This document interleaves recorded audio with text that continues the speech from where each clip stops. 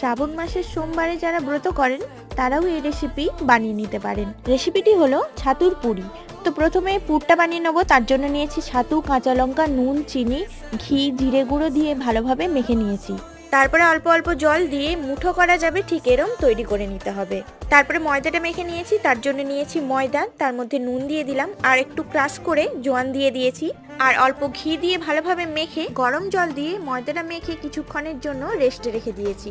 10 minute রেস্টে রাখার পর ময়দা থেকে ছোট ছোট করে লেচি কেটে নিয়েছি। তারপরে এর মধ্যে ছাতুর পুরগুলো ভরে নিয়েছি। খুব বেশি পুর দেওয়া যাবে না, অল্প অল্প করেই পুর দিতে হবে, না হলে কিন্তু বেলার সময় ফেটে যেতে পারে। তারপরে একটু আটা ছড়িয়ে পুরিগুলো বেলে নিয়েছি। তারপরে কড়াইয়ের মধ্যে রিফাইন্ড অয়েল গরম করে পুরিগুলো দিয়ে লাল লাল করে ভেজে নিলেই রেডি ছাতুর পুরি। দারুণ স্বাদের এই পুরিগুলো নিরামিষ দিনে আলুর দমের সাথে জাস্ট জমে যাবে। কেমন লাগলো জানাতে ভুলবেন না। ভালো লাগলে অবশ্যই লাইক করে চ্যানেলটি সাবস্ক্রাইব করবেন।